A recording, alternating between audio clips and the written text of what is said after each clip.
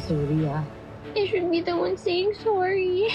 Siguro naghanap lang ako ng mapagbubuntangan ng galit. Paano kung may pamilya ka pa?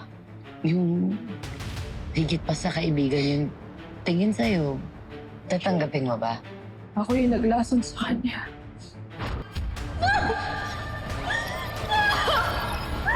Naalala ko, pumasok ko sa opisina ni Zach. Nilagyan mo ng eye drops yung water bottle niya. Nisip ko na eye drops lang yun eh. Ano ba magagawa ng eye drops kapag nainom ng tao? Lason siya pa. Mahal na mahal kita, anak. Ipangako mo sa akin, tapos susunod na magmamahal ka ulit. Siguro din mabuting tao. I shouldn't be apologizing to you, Zach. What you did to me was unforgivable. But the truth is, I loved you. But you were too damaged. To the point na pati ako na-damage mo na rin. Lero, Perez, bagong intern natin.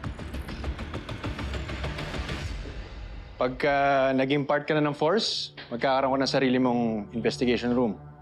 Ayan, take a look around.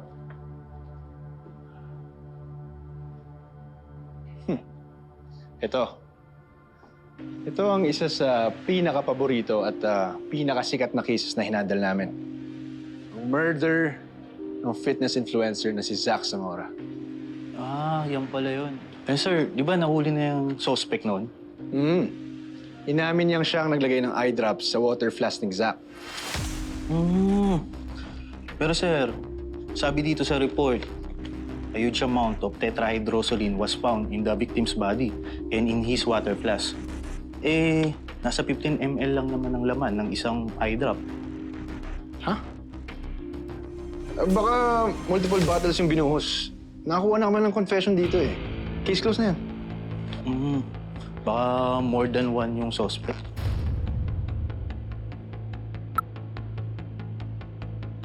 Kirby, tama kang ilapit sa akin tong bago na-discover mo. Pero bago natin i-report to sa itaas, kailangan natin ng bagong ebidensya para ma-reopen yung kaso. Maliban kay Mr. Hector Baltazar, sino pa kayang pwedeng pumatay kay Zach? Isa sa apat na magkakaibigan.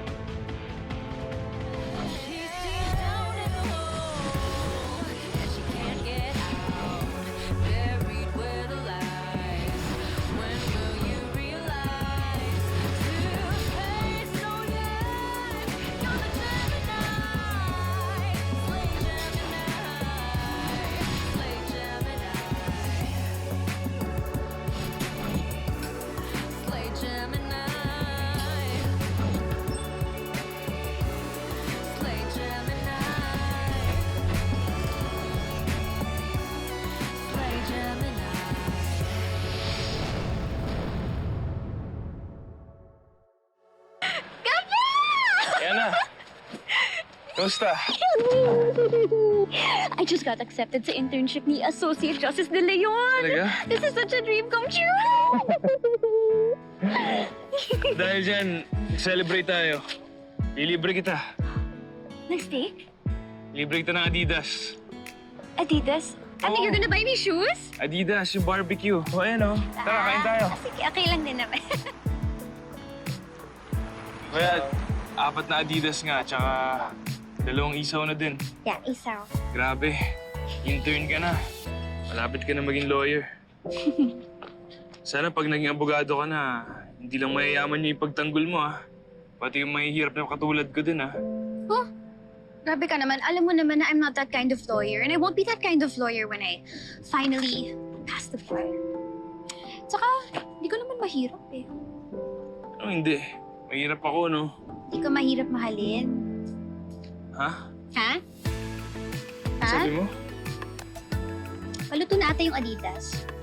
Alam mo ko lang pwede maging corny.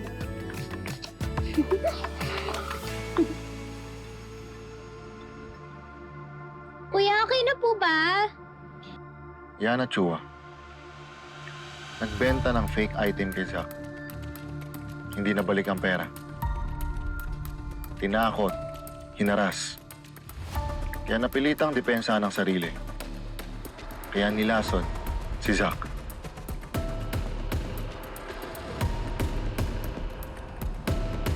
yes. Yeah, I'm on my way. Dala ko na yung mga gamot na di-donate natin. Para dun sa Women's Center. Okay. O, sige. Okay na tayo. Bye-bye. Kirby, nandito na ako kay Liv. Bakit? Yan, pakichat na lang kuya kung may kulang pa tayo doon sa taas. Wala naman ano. Kompleto na. Binili ko din kanina kasi 100 pieces yung isang box eh. Liv Baltazar, Eye drops. ang ex-girlfriend ni Zach. Tapos, ano ba? Eye drops. Sa grabe na panluloko na ginawa sa kanya ng boyfriend niya. Hindi malabong Kompleto na. Ay, siya bakit may sure ang na- pumatay kasi kay baka Zach. mamaya may nakalimutan tayo dun sa ano. Oh, sige. Ma'am, double check ko lang po. Okay, sige kuya. Feel ko lang naman ang dami-dami nating order. Ang dami kayo, ano. Naku, kaya mo ba? Gawin lahat yun. Kaya yun, no. Yun nga yung pinagdadasal ko. At yan, Dito kay Sugar. gusto ng mga tao. Sugar Alvarez, Kaya mo pa, maghanap ko ng mga kaibigan. ang chef na namatayan ng kuya. Dahil sa pamamalakad ni Zach sa gym, napilitan si Byron na gumamit ng steroids na ikinamatay niya. Kaya gusto magiganti ni Sugar.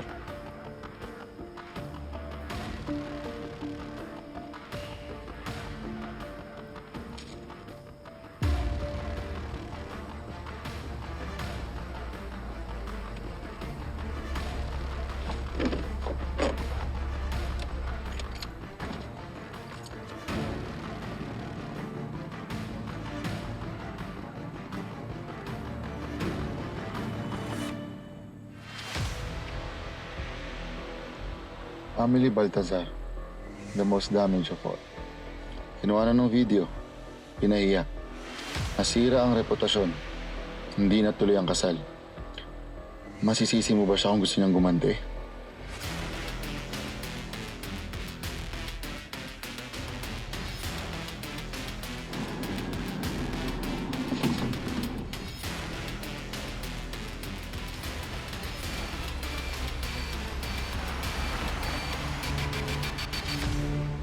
Dami rin talagang katarantaduhan ni Zach. Kaya hindi na rin ako nagtaka na maraming gustong pumatay sa kanya. Pero dapat pa rin nating malaman yung katotohanan. Anghel o demonyo man yung biktima. Dapat nating makuha yung hustisya. Sir Luke! Sir Luke!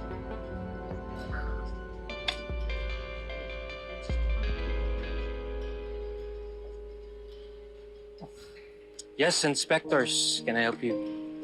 Ganda nun ah. Bago mo? Hindi. Kaibigan lang. I'm going to die a single, lonely man. Well, less... Magkabalikan kayo ni Amelie. She's my first and only love. I know it's so cringy, so cheesy, pero hindi ko siya kayang palitan. Tinatago ko pa rin lahat ng may kinalaman sa akin. Everything from the souvenirs to the pictures. Kahit nga tong water bottle na bigay niya sa lahat ng taga-gym last Christmas na sa akin pa din.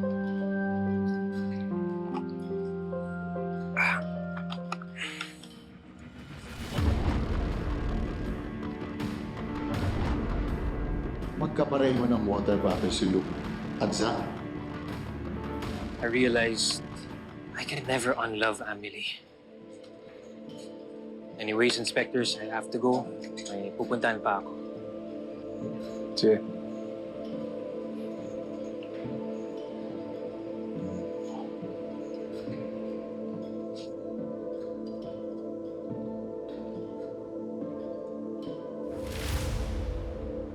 Yan, kuya. Dahan-dahan, please. These na lang.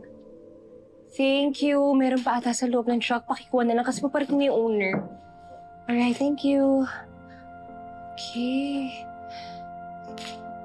Ito. Oh my gosh! Oh my God, oh my gosh, oh my gosh. Oh no.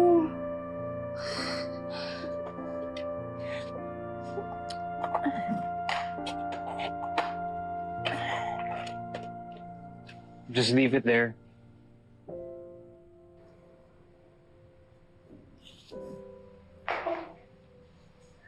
What are you doing here? Ikaw yung may-ari ng bahay. Ito dapat yung wedding gift ko sa'yo. Kung natuloy yung wedding, I'll replace this. I'm sorry. Don't. I want it there. But this one's damaged. Wala na, sira na to eh. Baka pag nakita ng mga kaibigan mo, nakakahiya. Kasi sira na, sabihin nila pinagtsatsagaan mo pa. Too bad. I stopped caring about what people say. This time around, kapag may gusto ako, ipagpipilitan ko. Besides, this one fits the house perfectly. What do you think?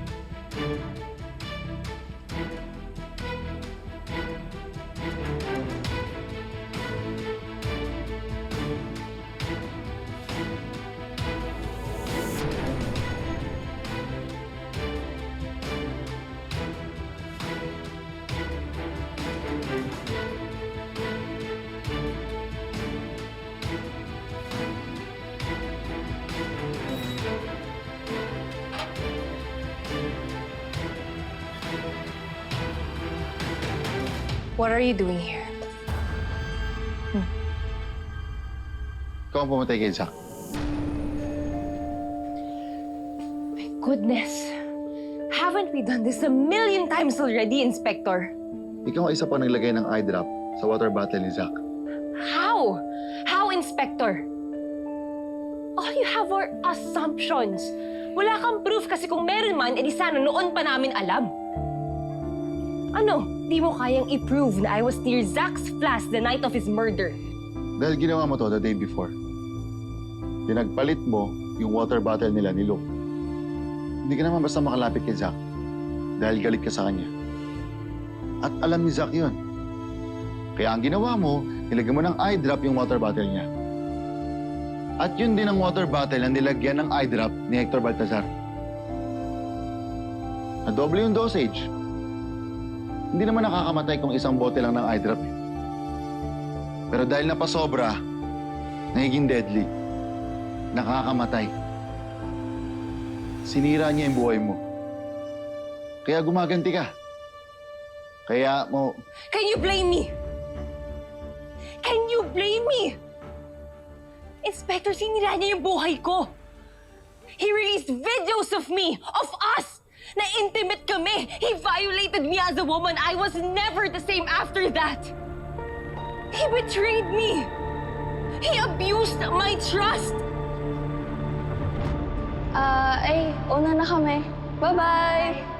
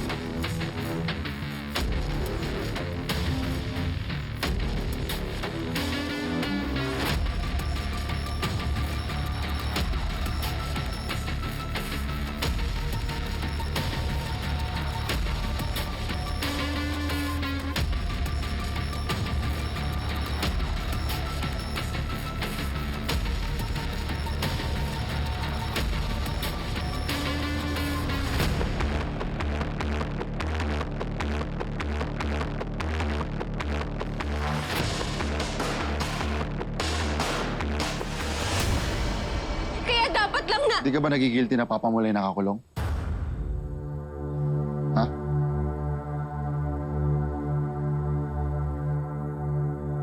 Umamin siya. Di ba? He's guilty. May kasalanan siya. May kasalanan siya kay Zach. May kasalanan siya kay Mommy. May kasalanan siya sa akin. Let him pay for his sins. How about your sins? I'll pay for my sins. If not now, then in the future. I'm ready. Ikaw?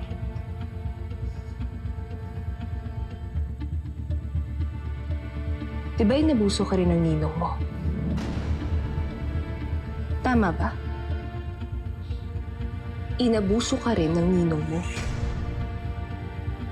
So kung ikaw, bibigyan ka ng pagkakataon patayin yung taong nang baboy sa'yo. Papatayin mo rin, di ba? Tama ba?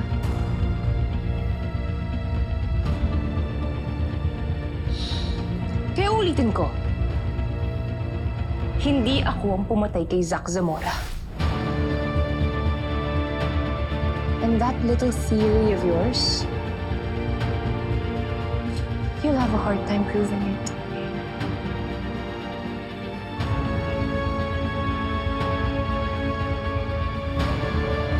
You may now leave, Inspector. Miss Emily, this case is closed. Tapos na ang investigasyon. Nagbayad na ang mga may kasalanan. Lahat sila. At tayong mga biktima, pwede na tayo matahimik.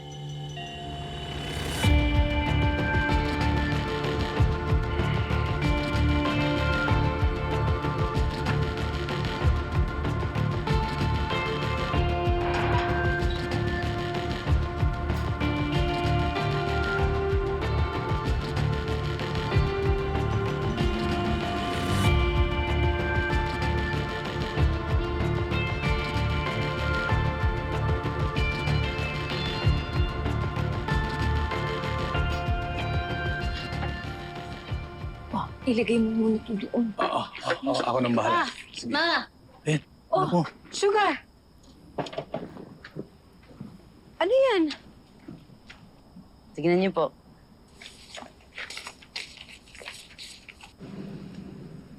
Hindi na po yung sa kaso ni Ma'am Marga. Desisyon na po ng korte. Pinanggap na nila yung confession ni Ma'am Marga sa pagpatay kay Kuya. Bigyan na natin ng justisya, Papa. Salamat. Nangyari kay Kuya, okay na. Lilipat na daw po siya sa city jail and she was sentenced to 20 years in prison. 20 years. Bakit parang ang ikli nun? Hindi ba dapat mas matagal kung tinuloy mo yung pagkaso sa kanya? Tsaka siya naman talaga yung pinaghihinalaan natin na sumag-asa sa'yo nung magsusumbong ka dapat sa mga pulis, ah. Okay na yun. At least, somehow I got the justice that I deserve. Baka nagugutom na sila.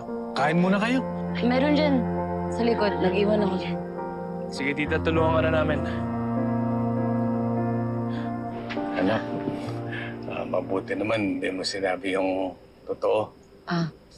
Kahit naman po, hindi malaman niya na magkapatid kami. Parang gano'n na din yung turingan namin eh.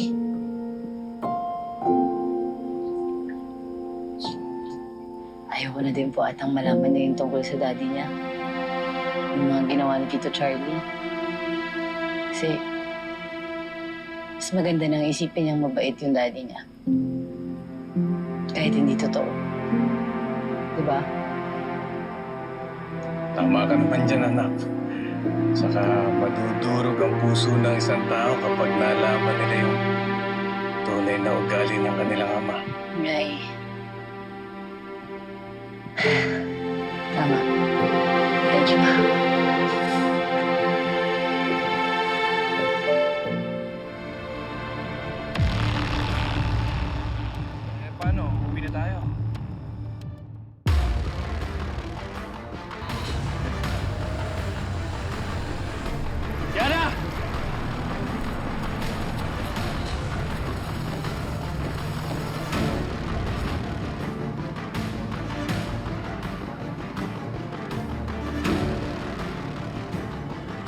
Roldan!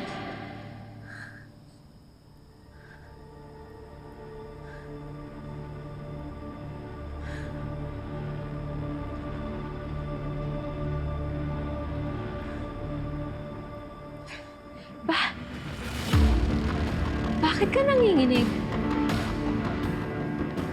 Sigurado ko lang na hindi madidiin si Sugar sa kasalanan ginawa niya.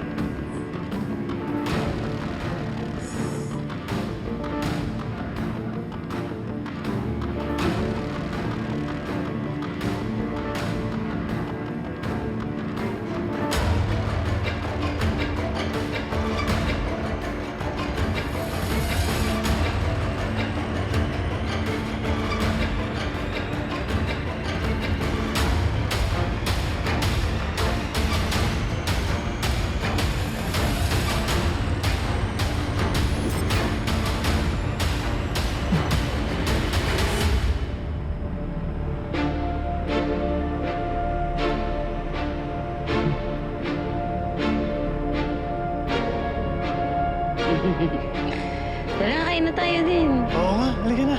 Ano ba gusto niyo? Naku, ito, samahan niyo sa kape. I've been wanting to try. Uy, ito yung masarap. Which one? Ito.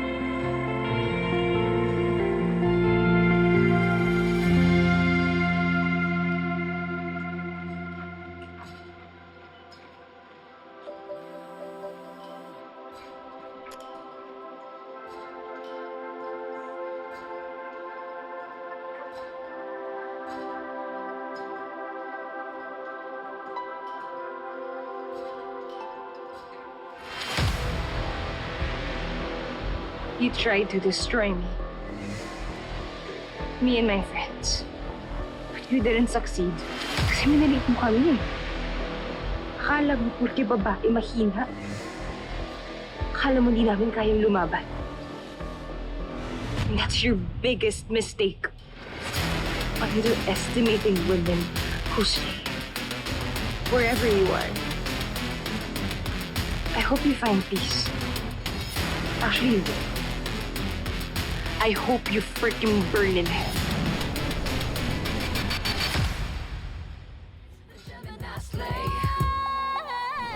Deja vu. Okay, game tayo natin. Deja vu. Deja vu. Deja vu. Bukat. Ito, deja vu. Deja vu. Deja vu. Vu. Deja vu. Bakit may mahirap para sa'yo? Deja vu. Vu. Deja. Deja vu.